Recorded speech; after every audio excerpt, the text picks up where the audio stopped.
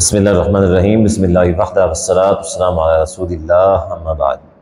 کیا قربانی کے بڑے جانور میں عقیقے کا حصہ رکھا جا سکتا ہے یا پھر نہیں رکھا جا سکتا؟ کیا ایسا کرنا جائز ہے یا پھر جائز نہیں ہے؟ دیکھیں، اس حوالے سے پوری امت کا اجماع ہے جو قربانی جو ہے نا صرف اور صرف یعنی بکرا اور بکری کی عقیقہ صرف اور صرف بکرا اور بکری کا ہو سکتا ہے، اس کے علاوہ کسی اور بڑے جانور کا عقیقہ نہیں کیا جا سکتا، اور نہ ہی قربانی کے جانور میں عقیقے کا حصہ رکھا جا سکتا ہے۔ اس حوالے سے بریلوی مفتی ہیں مفتی راشد محمود رضوی صاحب انہوں نے ایک بیان ریکارڈ کروایا، اور اپنے اس بیان میں بڑے زور شور سے انہوں نے ثابت کرنے کی کوشش کی کہ قربانی کا جو بڑا جانور ہوتا ہے اس میں عقیقے کا حصہ رکھا جا سکتا ہے، اس میں سے عقیقہ کیا جا سکتا ہے۔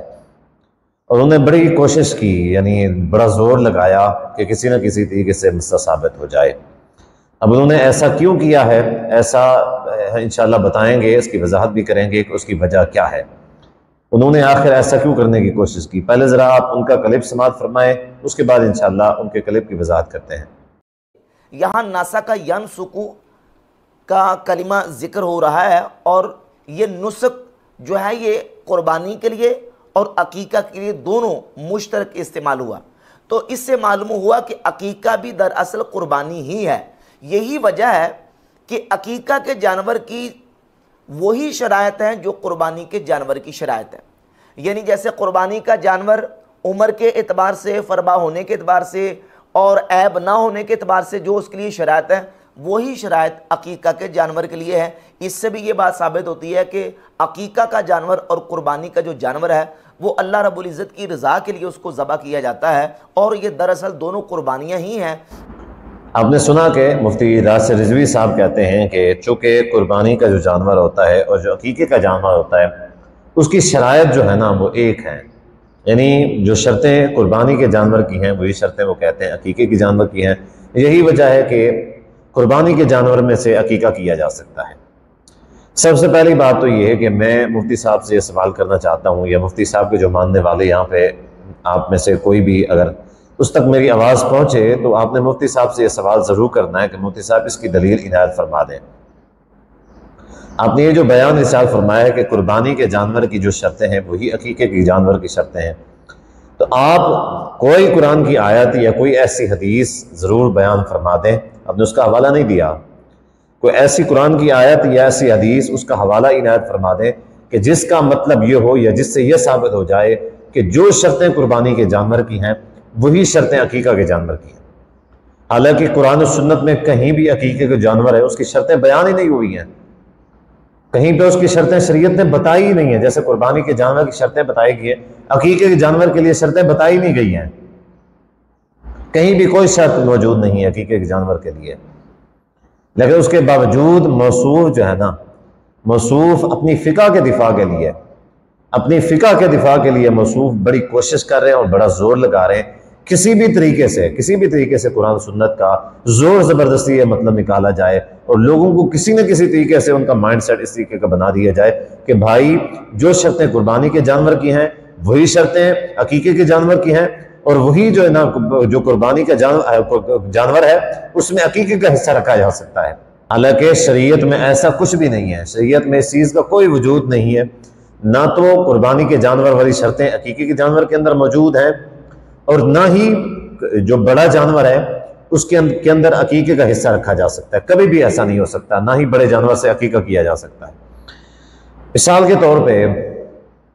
حدیث ہے کہ نبی صلی اللہ علیہ وسلم نے فرمایا، سنن ابی داؤد 2838 حدیث نمبر ہے، آپ نے فرمایا کل غلام رہینۃ بعقیقۃ، ہر جو غلام ہے، ہر جو بچہ ہے وہ عقیقے کے ساتھ مرہون ہوتا ہے، تذبح عنہ یوم السابعہ، 7ویں دن اس کے لیے ذبح کیا جائے، اس کے لیے ذبیحہ کیا جائے، 7ویں دن اس کے لیے ذبیحہ کیا جائے، مطلب وہ سمجھیں اس کے لیے 7ویں دن ذبیحہ کیا جائے۔ اب مسئلہ یہ جو قربانی ہے ضروری تو نہیں ہے جو عقیقہ کرنے والے لوگ ہیں قربانی کا دن ان کے بچے کا 7واں پیدائش کا 7واں دن بن رہا ہو، پہلی بات۔ دوسری بات، کہ وَيُحْلَقُ وَيُسَمَّى، نبی صلی اللہ علیہ وسلم نے فرمایا کہ اسی 7ویں دن اس کا حلق بھی کروایا جائے، یعنی ٹرینڈ کروائی جائے، اس کا نام رکھا جائے، ٹرینڈ کروائی جائے اور اس کا نام رکھا جائے۔ دوسری بات جو کہنے لگا تھا وہ دوسری بات کیا ہے؟ نبی صلی اللہ علیہ وسلم نے فرمایا اُحْرِقُوا عَنْهُ دَمًا، اُحْرِقُوا عَنْهُ دَمًا، کہ اس کی طرف سے خون بہایا جائے۔ ایک حدیث کے الفاظ کیا ہیں؟ حدیث کے الفاظ ہیں کہ تُذْبَحُ عَنْهُ، اس کی طرف سے ذبح کیا جائے، یعنی سپیشل اسی کی طرف سے کوئی جانور ذبح کرنا چاہیے۔ دوسری حدیث کے الفاظ کیا ہیں؟ اُحْرِقُوا عَنْهُ دَمًا، کہ سپیشل اس کی طرف سے خون بہایا جائے، سپیشل اس کی طرف سے۔ اب یہ جو قربانی کا جانور ہوتا ہے جس میں یہ حصہ رکھ لیتے ہیں، ظاہر ہے وہ تو قربانی کے لیے جانور کا خون بہایا جا رہا ہے، سپیشل جس کا عقیقہ ہے سپیشل اس کے لیے تو خون نہیں بہایا جا رہا۔ تو اگر سپیشل اس کے لیے خون نہیں بہایا جا رہا تو اسی طریقے سے اس کا عقیقہ نہیں ہوگا۔ اسی طریقے سے قربانی کا جو جانور حدیث میں بتایا گیا ہے وہ کیا ہے؟ نبی صلی اللہ علیہ وسلم نے فرمایا عن الغلام شاتان وعن الجاریۃ واحدۃ، اگر بچہ ہے عقیقہ، بچے کا عقیقہ ہے تو اس کے لیے کیا ہے؟ 2 بکریاں ہیں۔ اسی طریقے سے اگر بچی ہے اس کی طرف سے 1 بکری ہے۔ وضاحت بھی حدیث کے اندر موجود ہے، لا یضرکم ذکران کن اناسا، کہ نبی صلی اللہ علیہ وسلم نے فرمایا کہ کوئی مسئلہ نہیں ہے، اس میں کوئی مسئلے والی بات نہیں ہے کہ وہ مذکر ہوں یا مؤنث ہوں، یعنی بچہ ہے 2 بکریاں مذکر یا 2 بکرے مذکر یا 2 بکریاں مؤنث، مؤنث ہوں یا مذکر ہوں، 1 بکرا یا 1 بکری، 2 بکریاں یا 2 بکرے، دونوں یعنی کیے جا سکتے ہیں، لیکن شرط یہ ہے کہ بکری ہونی چاہیے، شرط بکری کی ہے، یعنی بکری کی جنس ہونی چاہیے، چاہے بکرا ہو چاہے بکری ہو۔ اب اس حدیث کا مطلب سمجھ لیں کہ اس سے مطلب یہ ہے کہ ایک مکمل بکری ہونی چاہیے، ٹھیک ہے، مکمل بکری عقیقے کے لیے صرف یہ شرط جو حدیث سے سمجھ آتی ہے وہ یہ شرط سمجھ آتی ہے کہ اگر بچہ ہے اس کی طرف سے 2 مکمل بکریاں یا 2 مکمل بکرے، یعنی جو بچے ہوتے ہیں ان کے بچے نہیں ہونے چاہیے، مکمل بکرا یا مکمل بکری ہونی چاہیے، صرف اتنا ہے۔ یہ کوئی شرط نہیں ہے جیسے قربانی کی جو شرطیں بیان ہو گئی ہیں حدیث کے اندر، عقیقے کے جانور کے لیے ایسی کوئی شرط ہے ہی نہیں کہ مثال کے طور پہ فربا ہونا چاہیے، مثال کے طور پہ وہ جو ہے نا اس دھندا ہونا چاہیے، اس کے اندر کوئی عیب نہیں ہونا چاہیے وغیرہ وغیرہ، یہ جو شرطیں ہیں ایسی کوئی شرط عقیقے کے جانور کے لیے حدیث میں مذکور نہیں ہے۔ وہ علماء احتیاطی طور پہ یہی بات بتاتے ہیں، چونکہ نبی صلی اللہ علیہ وسلم نے شاتان فرمایا ہے، شات یا شاتان، اب وہ بکری کو کہتے ہیں مکمل بکری کو، اس وجہ سے وہ کہتے ہیں بھی مکمل بکری ہونی چاہیے، ایسا نہیں ہے کہ جو چھوٹی ان کے بچے ہوتے ہیں ان کو ذبح کر دیا جائے، اس وجہ سے علماء احتیاطی طور پہ کہتے ہیں کہ مکمل بکری ہونی چاہیے، مگر نہ کوئی بھی شرط عقیقے کے جانور کی کتاب و سنت سے ثابت نہیں ہے۔ اب مفتی صاحب کا یہ دعویٰ کہ عقیقے کا جو جانور ہے اس کی وہی شرطیں ہیں جو قربانی کی جانور کی شرطیں ہیں، یہ بالکل غلط ہے، کتاب و سنت سے بالکل، قرآن سنت میں اس کا کوئی وجود ہی نہیں ہے، چونکہ ان کی فقہ کے اندر یہ بات موجود ہے، اور یہ بات بھی ان کی فقہ کے اندر موجود ہے کہ بڑا جو جانور ہے اس سے، یعنی اس میں سے عقیقے کا، قربانی کا جو بڑا جانور ہے اس میں سے عقیقے کا حصہ رکھا جا سکتا ہے، تو چونکہ ان کی فقہ کے اندر موجود ہے اسی وجہ سے موصوف مفتی صاحب نے یہ ساری باتیں کتاب و سنت سے نکال کے عوام کو گمراہ کرنے کی کوشش کی، زبردستی نکالنے کی کوشش کی، حالانکہ مسئلے کو ذرا سمجھے، مسئلے کو سمجھے۔ مفتی صاحب کا تعلق ہے فقہ حنفی کے ساتھ، مفتی صاحب کا فقہ حنفی کے ساتھ تعلق ہے، اور مفتی صاحب کا یہ عقیدہ و نظریہ یہ ہے کہ تقلید جو ہے وہ واجب ہے، تقلید واجب ہے، جو تقلید نہیں کرتا وہ گمراہ ہے، وہ گنہگار ہے۔ تقلید کیا ہے؟ مفتی صاحب کے نزدیک واجب ہے،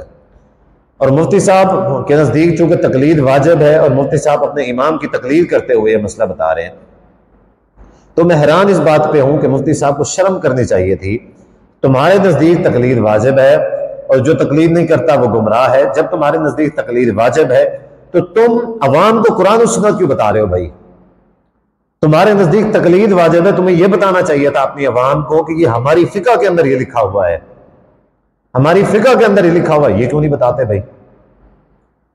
شرم کرنی چاہیے کہ تمہیں یہ بتانا چاہیے تھا کہ ہماری فقہ کے اندر یہ لکھا ہوا ہے، لیکن آپ کیا کر رہے ہیں؟ آپ فقہ نہیں بتا رہے عوام کو، کتاب و سنت میں سے مسئلہ گھسیڑ کے، تاکہ عوام کو پتہ چلے بھی یہ کتاب و سنت کا مسئلہ ہے، فقہ کا مسئلہ نہیں ہے، عوام کو چپکانے کے لیے اور عوام کو گمراہ کرنے کے لیے صرف اس طرح کی حرکتیں کرتے ہیں۔